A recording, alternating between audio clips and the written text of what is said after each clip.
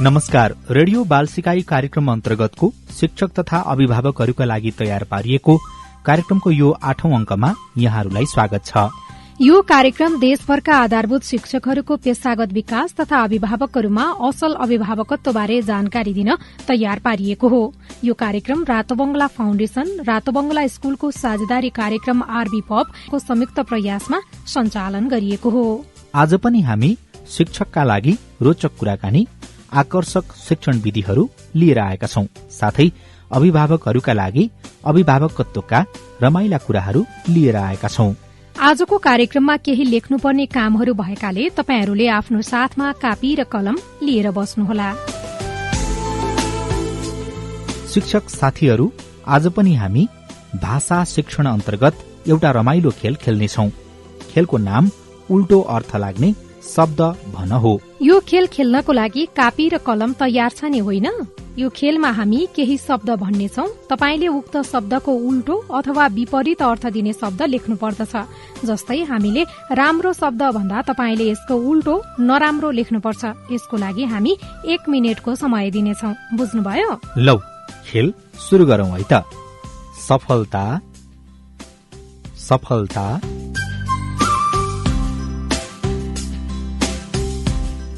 दुःख, दुःख।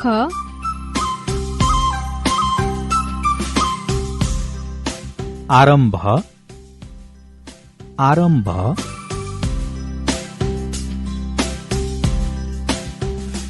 पश्चिम, पश्चिम।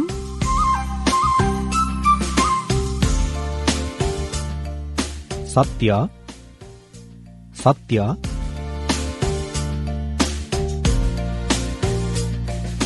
उत्तीर्ण, उत्तीर्ण।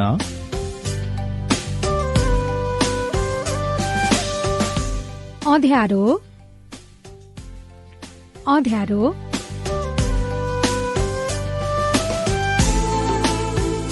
साँचो, साँचो।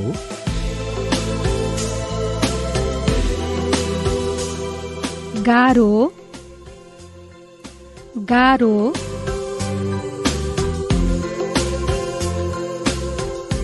अघिल्लो, अघिल्लो।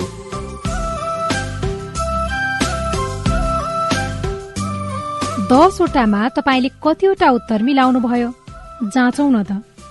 यसको उत्तरहरू यस प्रकार छन्: सफलताको असफलता, दुःखको सुख, आरम्भको अन्त्य, पश्चिमको पूर्व, सत्यको असत्य, उत्तीर्णको अनुत्तीर्ण, अँध्यारोको उज्यालो, साँचोको झुटो, गाह्रोको सजिलो र अघिल्लोको पछिल्लो। शिक्षक साथीहरू, तपाईहरूलाई यो खेल सजिलो तथा रोचक लाग्यो होला। यसरी नै तपाईहरूले पनि आफ्ना कक्षाका विद्यार्थीहरूलाई यो खेल कसरी खेलाउन सक्नुहुन्छ भन्ने बारेमा अब चर्चा गरौं। सर्वप्रथम विद्यार्थीहरूलाई खेल कसरी खेल्ने हो भनी स्पष्ट निर्देशन दिनुहोला। उनीहरूलाई 1, 2, 3 देखि 10 सम्म लेख्न भन्नुहोस्। त्यसपछि शिक्षकले भनेको शब्दको उल्टो अर्थ लाग्ने शब्द मात्र लेख्न भन्नुहोला। त्यसपछि शिक्षकले जब शब्दहरू बिस्तारै भन्दै जानुहुन्छ तब क्रमाङ्क अनुसार उत्तर लेख्दै जानुहोला। जस्तै नम्बर 1 को शब्द भन्दा त्यसको विपरीतार्थक शब्द विद्यार्थीको कापीमा 1 नम्बरमा लेख्ने। सबैले उत्तर लेखिसकेपछि विद्यार्थीसँग नम्बर अनुसार उत्तर सोध्दै जानुहोला र उनीहरूले दिएको सही उत्तरलाई शिक्षकले सेतो पाटीमा लेखिदिनुहोला। अनि विद्यार्थी आफैलाई जाँच्न लगाउनुहोला र आफैलाई 10 अंकमा कति नम्बर प्राप्त गरेको हो भनी नम्बर पनि दिन लगाउनुहोला। यस्तो प्रकारको खेलको माध्यमबाट भाषा शिक्षण गराउँदा विद्यार्थीहरू सिक्नमा तत्पर हुने र उनीहरूको सुनाई, पढाई र लेखाइको सिपको विकास हुने हुन्छ। यस्तै यो खेल शब्दको अर्थ भन्ने, मिनिङ अफ वर्ड्स, उल्टो अर्थ लाग्ने शब्द एन्टोनिम, पर्यायवाची शब्द सिनोनिम, श्रुतिसम भिन्नार्थक शब्द होमोफोन्स, हिज्जे लेख्ने स्पेलिङमा पनि गराउन सकिन्छ।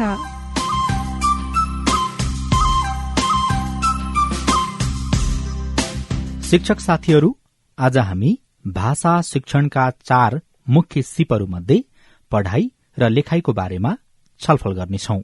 भाषाका 4 सिपहरूको कुरा गर्ने क्रममा पछिल्लो हप्ता हामीले सुनाई र बोलाइ के हो र यसलाई बालबालिकामा कसरी विकास गराउने हो भन्ने विषयमा छलफल गरेका थियौं। आज हामी पढाइ र लेखाइको बारेमा कुरा गर्नेछौं। सुनाई र बोलाइ जस्तै पढाइ र लेखाइ पनि उत्तिकै महत्वपूर्ण सिप हो। यस विषयमा रातोबंगला स्कूल पाटन ढोकाका भाषा शिक्षक सुधा ओझाका भनाई सुनौ। पठन पाठनमा भाषागत दक्षताको आवश्यकता। पढाइ। शिक्षक मित्र, पढाइ विद्यार्थीहरूका लागि अत्यन्त महत्वपूर्ण प्रक्रिया हो। पढ्न रुचाउने बच्चाहरू नै भविष्यमा गएर जीवनभर पढ्ने पाठकका रूपमा परिचित हुन पुग्छन्। त्यसैले शिक्षक मित्रहरूले पढ्ने बानी जगाइदिँदा पढाइको गतिविधिमा उनीहरूको अभिरुचि बढेर आउँछ। कुनै कथा अथवा पाठ पढेर उनीहरूमा त्यसलाई बुझ्न र त्यसबारे भन्न सक्ने क्षमताको विकास हुन थाल्छ। धेरै पढ्ने बानी भएपछि कुनै पनि पाठमा पाइने शब्द र उच्चारणको सम्बन्ध, विषयवस्तु, त्यसका तस्विरहरू तथा त्यसको संरचनाका विषयमा विद्यार्थीहरू राम्रोसँग बुझ्न सक्ने हुन्छन्। पछि गएर विद्यार्थीहरू कथामा के हुन सक्छ भन्ने सम्भावनालाई तार्किक रूपमा विश्लेषण पनि गर्न सक्ने हुन्छन्। पढ्ने बानीले गर्दा विद्यार्थीहरूको सृजनशीलता पनि बढेर जान्छ। थुप्रै किताबहरू पढेपछि उनीहरूलाई ती सम्पूर्ण किताबका लेखकहरूको धारणा पनि स्पष्ट हुन थाल्छ र उनीहरूमा निकै ज्ञान बढ्छ। कुनै साहित्यिक कृति पढेपछि उनीहरू त्यसलाई अभिनय गरेर विभिन्न तस्विरहरू आफैले कोरेर त्यसको व्याख्या गर्न सक्ने हुन्छन्। यसो गर्दा गर्दा पढेका कुराहरू कहिल्यै नबिर्सिने हुन जान्छ। किताब पढ्ने बानी परेपछि पछि गएर विद्यार्थीहरू आफ्ना लागि आफैले उचित किताबहरूको छनौट गर्न सक्ने हुन्छन्। आफ्नो उमेर र रुचि अनुसार उनीहरू आफूले पढ्न चाहेको किताब छानेर पढ्न थाल्छन्। विद्यार्थीहरूले समाचार पत्रहरू पढ्ने, त्यसको तथ्य पत्ता लगाउने र लेखहरूबाट केही लिन सक्ने क्षमताको विकास यस्तो प्रकारको पढाइको दक्षताबाट नै हासिल गर्न सक्छन्। त्यसैले विद्यार्थीका लागि पढाइ एउटा अर्को महत्वपूर्ण प्रक्रिया हो। अन्त्यमा लेखाइ। शिक्षक मित्र, जब विद्यार्थीहरू सुन्न, बोल्न र पढ्न सक्षम हुन्छन् तब उनीहरूलाई प्रत्येक दिन लेख्नका लागि अवसर दिने गर्नुपर्छ। लेख्ने बानीले उनीहरूको स्मरण शक्तिको पनि विकास हुन्छ। आफूले जानेको कुरा पटक पटक कापीमा उतार्ने गरेमा त्यसलाई कहिल्यै नबिर्सिने भएकाले विद्यार्थीहरूलाई सकेसम्म लेख्ने मौका दिनुपर्छ। केही नभए पनि उनीहरूलाई दैनिकै लेख्न लगाउनुपर्छ। यसो गर्दा उनीहरूको लेख्ने अभ्यास भइरहन्छ। विद्यार्थीहरूलाई कुनै कुराको विवरण, हास्य व्यङ्ग्य, आफ्ना मनका भाव आदि दिनहुँ लेख्ने बानी बसालिदिनुपर्छ। यसरी लेखिरहने बानी भएमा लेखाइमा हिज्जे अथवा वर्ण विन्यास सम्बन्धी शुद्धता आउँदै जान्छ। लेख्दा लेख्दै विभिन्न साहित्यिक विधा जस्तै कविता, कथा, उपन्यास, निबन्ध, जीवनी आदि लेख्ने शैलीको विकास हुन सक्छ। विद्यार्थीले लेखिसकेपछि शिक्षक मित्रले त्यसमा भएका गल्तीलाई आफैले सच्याइदिनुको साटो विद्यार्थीलाई त्यो दोहोऱ्याएर हेर्न लगाउनुपर्छ। यसो गर्दा विद्यार्थी स्वयंले नै त्यसमा भएको हिज्जे, वर्ण, वाक्य र व्याकरण सम्बन्धी गल्तीहरू पत्ता लगाउँछन् र त्यसलाई सच्याउने मौका पाउँछन्। तर अन्त्यमा जब विद्यार्थीहरूले आफ्नो लेखको अन्तिम रूप दिन थाल्छन् त्यसबेला भने शिक्षकले त्यसमा भएका गल्तीहरूलाई सच्याउनुपर्छ। यसबाट विद्यार्थीहरू आफैले नै आफ्नो लेखाइको सम्पादन गर्न सिक्छन्। लेखाइको अर्को महत्वपूर्ण पक्ष के हो भने धेरै लेख्ने भएपछि लेखकको हस्तलेखन आफै राम्रो हुँदै जान्छ। शिक्षक मित्र, भविष्यमा गएर विद्यार्थीहरूलाई आफ्ना व्यक्तिगत सिद्धान्त, विचार, सुझाव, दर्शन आदिलाई अरू समक्ष पुर्याउन लगाउनु छ भने शिक्षकले अहिलेदेखि नै उनीहरूलाई लेखेर सम्प्रेषण गर्ने कलाको विकास गर्ने अवसर प्रदान गर्नु आवश्यक छ। त्यसकारण लेखाइको सिप अथवा लेखन शैली पनि भाषागत दक्षता अन्तर्गत पर्ने अर्को महत्वपूर्ण पक्ष हो। यसरी उपर्युक्त 4वटा प्रक्रियाहरूलाई प्राथमिकता दिई भाषा वा साहित्य पढाउने गरेमा निश्चय नै यसबाट विद्यार्थीहरू सिपालु लेखक भएर निस्कन्छन्। कम्तीमा पनि उनीहरू आफ्ना उत्तरहरू सही ढंगले लेख्न जान्ने हुन्छन्। आफूले जानेका कुराहरू लेख्न उनीहरूलाई कठिनाई पर्दैन। यसरी विद्यार्थीलाई कुनै पनि विषय पढाउँदा भाषा नै एउटा सर्वोपरि माध्यमका रूपमा रहेको हुन्छ। यदि भाषागत दक्षता विद्यार्थीले प्राप्त गर्न सकेन भने उसले आफूले जानेका कुराहरू पनि भन्न वा लेख्न सक्दैन। यसो हुँदा ऊ परीक्षामा अनुत्तीर्ण पनि हुन सक्छ अथवा अन्य मानिस वा शिक्षकका सामु आउन पनि चाहँदैन। त्यसकारण शिक्षकको उद्देश्य सकेसम्म विद्यार्थीलाई भाषामा निपुण बनाउने र भाषाको विशेषतालाई बुझाउने हुनुपर्छ। आशा छ शिक्षक मित्रहरूले यसबाट धेरै कुराको जानकारी पाउनुहुनेछ। शिक्षक साथीहरू, तपाईहरूले सुनिहाल्नुभयो, भाषा शिक्षणमा सबै सुनाई, बोलाइ, पढाइ र लेखाइ उत्तिकै महत्वपूर्ण हुन्छ।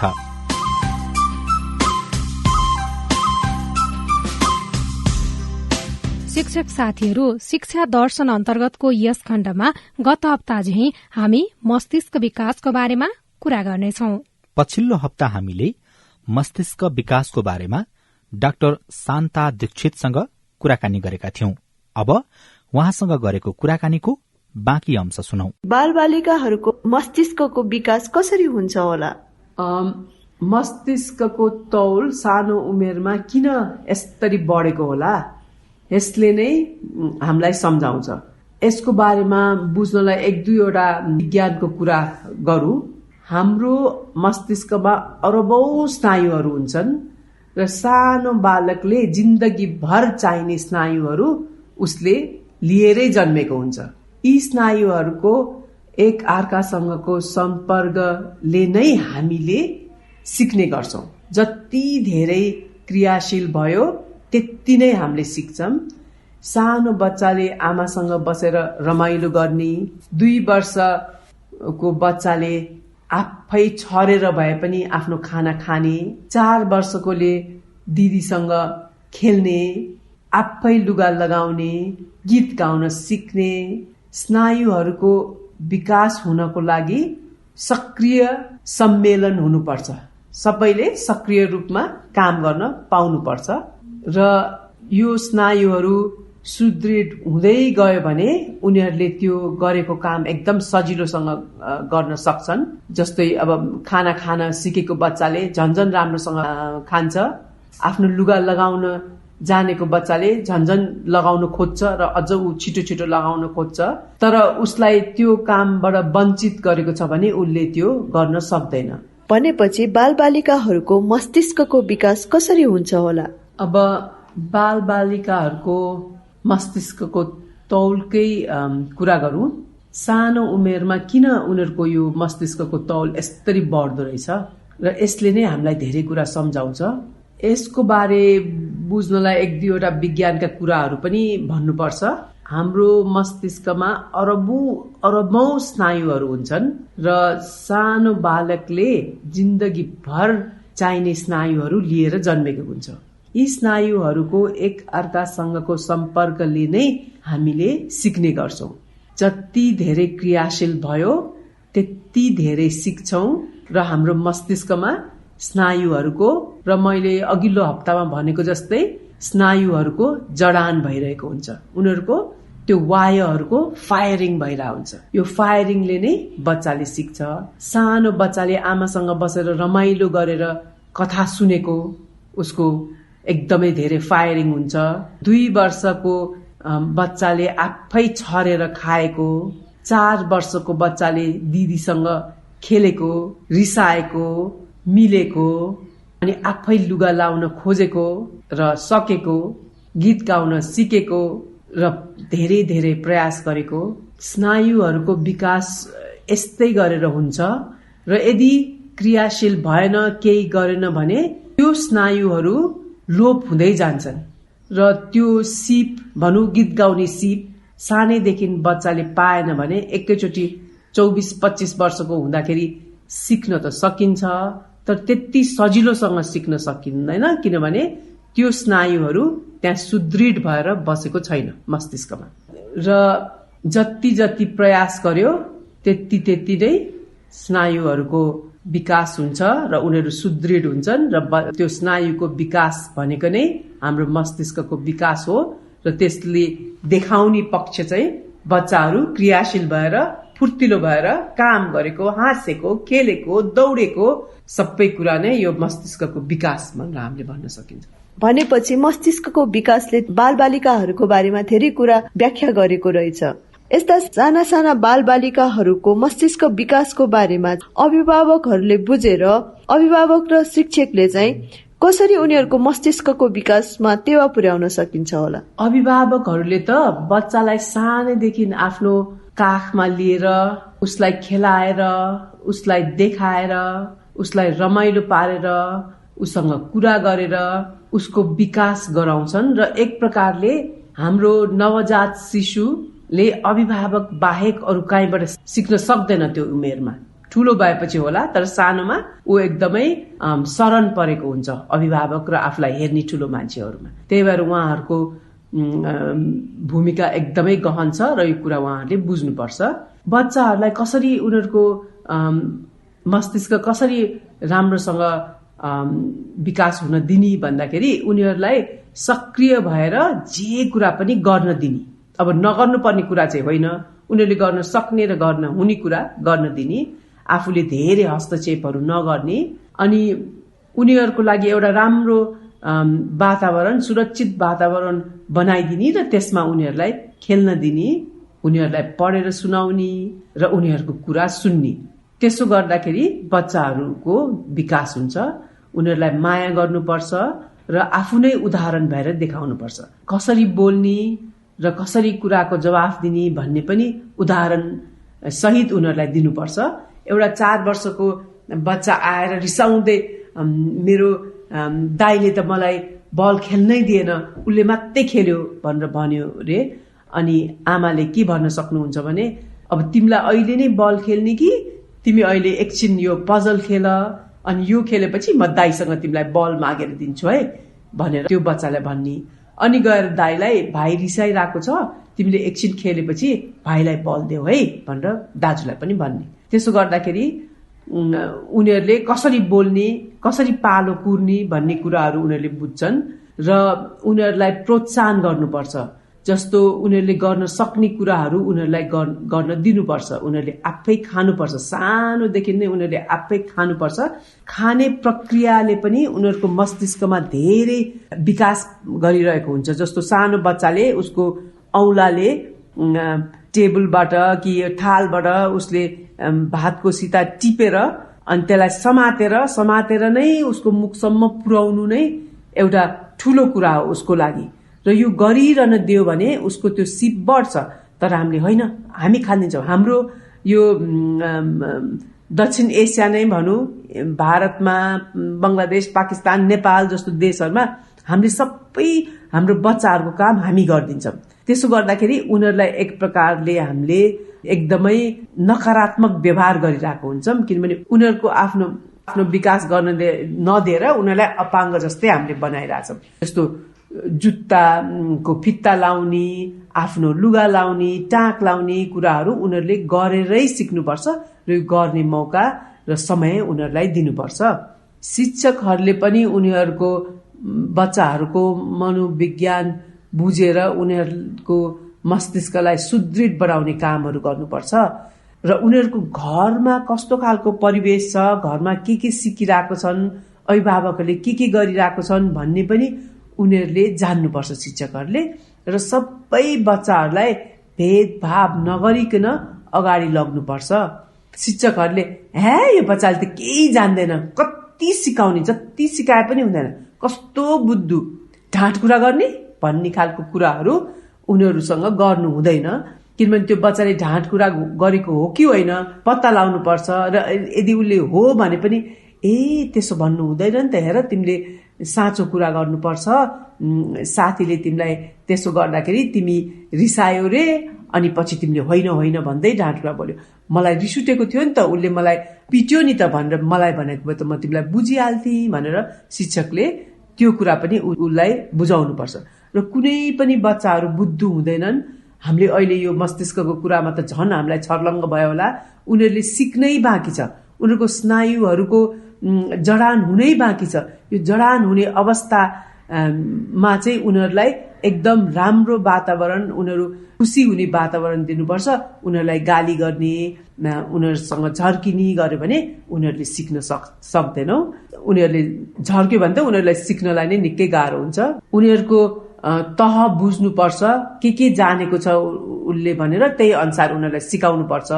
पढ्न जानेको छैन तर 4-5वटा अक्षर चिनेको छ भने पनि त्यो बच्चालाई ओहो तिमीले त 5वटा अक्षर चिनिसकेछौ, ल अब आज 2टा अर्को अक्षर सिक्ने, अनि मलाई भोलि ल्याएर देखाऊ, अनि पर्सि फेरि गर्दाखेरि विचार गर्नुहोस् न कति छिटो उनीहरूले कह ग पनि सिक्छन् होला। यदि हामीले उनीहरूलाई गाली गर्यो भने त्यो 5वटा अक्षर भन्दा ऊ माथि जानलाई वर्षौं गरे पनि ऊ जाँदैन र उनीहरू ऊ कक्षामै फेल भएर ऊ अनि स्कुलबाट निस्किन्छ।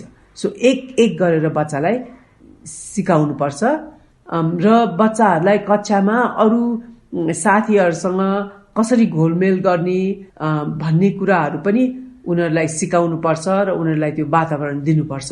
त्यसो गर्दाखेरि बच्चाले उनीहरूको आफ्नो क्षमताले दिएसम्म भ्याएसम्म उनीहरूले गर्छन् र त्यो नै उनीहरूको विकास भनिन्छ। एकदमै राम्रो कुरा गर्नुभयो डाक्टर शान्ता दीक्षित। अब अर्को एउटा प्रश्न गर्न चाहन्छु। त्यही बालबालिकाहरू घर परिवार समाजसँग एकदमै घुलमिल हुन जरुरी छ। अभिभावकहरूले बालबालिकाहरूलाई समाजमा घुलमिल हुनको लागि कसरी तयार पार्न सकिन्छ, यसमा पनि एकचोटि प्रश्न पारिदिनुहोस् न। हस्, यो सानो कुरा हो तर एकदम धेरै महत्व राख्छ। म 3टा उदाहरण दिन्छु। एउटा चाहिँ नि दृश्यको कुरा गरौँ। बच्चाहरूले सानैमा थरीथरीको मान्छेहरूलाई देख्यो, उनीहरूको थरीथरीको भावनाहरूसँग घोलमेल गर्न पायो भने उसको मस्तिष्कको भावनाहरू नियन्त्रण गर्ने ठाउँको विकास हुँदो रहेछ र उसले मान्छेहरूको भावनाहरू बुझ्न सक्छ र यो बुझेपछि उसले सुरक्षा महसुस गर्छ अनि परिवार र समुदायसँग सम्बन्धित हुन्छ र उसको आत्मबल राम्रो हुन्छ। बच्चाले मान्छेहरूसँग घुलमिल गर्न पाएन र उसलाई कसैले पनि वास्ता गरेका छैनन् भने उसको मस्तिष्कको विकास सकारात्मक हुँदैन, ऊ डराउने हुन्छ र सुरक्षित महसुस गर्दैन। अर्को उदाहरण, बच्चाहरूको भाषाको सिप। यदि उनीहरूलाई कुरा बुझ्ने र आफ्नो मनको कुरा व्यक्त गर्ने वातावरण सानैदेखि दियो भने उनीहरू स्कुल जाने समयसम्म आफ्नो सबै कुराहरू व्यक्त गर्न सक्छन्। शिक्षकले भनेको कुरा बुझ्न सक्छन् र राम्रोसँग जवाफ दिन सक्छन्। विस्तृत रूपमा भाषा प्रयोग गर्न नजानेको बच्चाले स्कुलमा पनि धेरै कठिनाई भोग्छ। उसले पढाएको बुझ्न सक्दैन र साथीहरूसँग पनि आफ्नो कुरा व्यक्त गर्न सक्दैन। अर्को उदाहरण, कुनै बच्चा सानै उमेरमा केही नकारात्मक कुरा आइलाग्यो भने रिसाएर हात खुट्टा छोडेर अरूलाई पिट्ने गर्छन्। उनीहरूलाई अभिभावकहरूले समाजमा के गर्न हुन्छ र के गर्नु हुँदैन भनेर सिकाए भने यस्तो व्यवहार कम गर्न, नियन्त्रणमा राख्न वा हटाउन सकिन्छ। हात खुट्टाको प्रयोग गर्नुभन्दा भाषाको प्रयोग गर्नुपर्छ भन्ने सिकाउनु पर्छ। तिमी किन रिसाएको त्यसरी, मैले तिमीलाई के गरेँ भनेर अभिभावकले सोध्यो भने तपाईले मलाई मेरो बल दिने भनेको अनि दिनु भएन, अनि त्यो तिमीले मलाई भन्ने कि तिमीले भित्तामा टाउको ठोक्काउने त, तिमीले मलाई भन्यो भने पो म बुझ्छु त भनेर अभिभावकले भनेपछि अनि बच्चाले बुझ्छ। तर ठूलो हुन्जेलसम्म पनि बच्चाहरूले आफ्नो कुराहरू भाषाले व्यक्त गर्न सकेका छैनन् भने उनीहरूले विद्यालयमा दुःख पाउँछन्। उनीहरूले साथी पाउँदैनन्, शिक्षकहरूको गाली पाउन सक्छन् र बिस्तारै पढ्न नसक्ने हुँदै कक्षा दोहोऱ्याउने समूहमा उनीहरू पुग्छन्। सबै पक्ष शारीरिक, सामाजिक, भावनात्मक, भाषा र बौद्धिक विकासको सानैमा ध्यान दिनुपर्छ र यो चाहिँ नि अभिभावकको अभिभारमा पर्छ। किनभने स्कुलले पढाएको कुरा त पछिको कुरा हो। सानैमा उनीहरूले यो सबै कुरा जानेर गयो भने स्कुलमा पनि उनीहरूलाई सजिलो हुन्छ र पछि उनीहरूको जीवनभर नै उनीहरूले सुख पाउने बाटोतिर जान सक्छ। धन्यवाद, त्यति नै हो। शिक्षक साथीहरू, बालबालिकाको मस्तिष्कको विकास क्रमलाई हामी शिक्षक र अभिभावकले बुझेको खण्डमा विद्यार्थीलाई सिकाइको लागि राम्रो वातावरण तयार पार्न सहयोग मिल्छ। यसले विद्यार्थीको मस्तिष्कको मात्र विकास नभई उसको चौतर्फी विकासलाई टेवा पुग्दछ।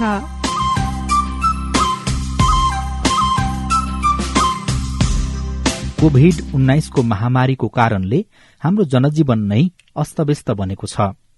सम्पूर्ण स्कूल, कलेज, मठ मन्दिर, बजार, मान्छे जमघट हुने सबै ठाउँहरू पूर्ण रूपले बन्दाबन्दी भएको थियो। सवारी साधनहरू पनि ठप्प बनेका थिए। पहिलेको तुलनामा अहिले जनजीवन सामान्य हुँदै आएको छ। स्कूल, कलेज, मठ मन्दिर, बजार पनि खुल्न थालेको छ। सवारी साधन पनि चल्न थालेको छ। कोभिड-19 विरूद्धको खोप पनि आएको छ, तर खोप आए तापनि सबैले खोप लगाइसकेको अवस्था भने छैन। अहिलेको जनजीवन सामान्य भए पनि हामीहरूले अझै पनि कोभिड-19बाट बच्नको लागि केही सुरक्षित उपायहरू जस्तै सामाजिक दूरी कायम गर्ने, बाहिर जाँदा मास्कको अनिवार्य प्रयोग गर्ने, समय समयमा हात धुने वा सेनिटाइजर लगाउने, बाहिर सकेसम्म रेलिङ पर्खालमा नछुने आदि अभ्यासलाई कायम नै राख्नुपर्दछ। यो हामी अभिभावक र शिक्षकले पनि लागू गर्नुपर्दछ र हाम्रा बालबालिकाहरूलाई पनि बुझाउनु पर्दछ। विद्यालयमा पनि विद्यार्थीहरूको बसाई व्यवस्थापनलाई केही दूरी कायम गरी कक्षा सञ्चालन साथै कक्षा बाहिरका सिकाइलाई प्रोत्साहन गर्नुपर्दछ। विद्यार्थीहरू सबैलाई अनिवार्य रूपमा मास्क लगाउनु पर्ने नियम बनाउनुपर्छ। समय समयमा हात धुन लगाउने वा सेनिटाइजरको प्रयोग गर्न लगाउने गर्नुपर्छ। अभिभावकले पनि बालबालिकालाई मास्क लगाएर विद्यालय पठाउने, विद्यालयबाट फर्केपछि हात मुख धुन लगाउने यो बानी पनि बसाल्नुपर्छ।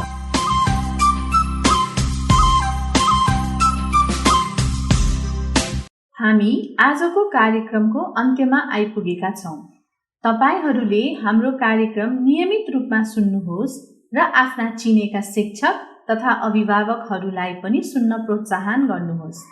शिक्षा सम्बन्धी रमाइला कुराहरूमा समावेश हुनका लागि हाम्रो पेजलाई लाइक तथा सब्स्क्राइब पनि गर्न नबिर्सिनुहोला। हामीलाई सम्पर्क गर्न फेसबुक पेज रातो बंगला फाउन्डेसनमा लेखी पठाउनुहोस् वा रातो बंगला फाउन्डेसन पाटन ढोका ललितपुरमा पत्र पठाउनुहोस् वा radiobalsikai.rbf@gmail.com मा इमेल पठाउनुहोस्। नमस्कार।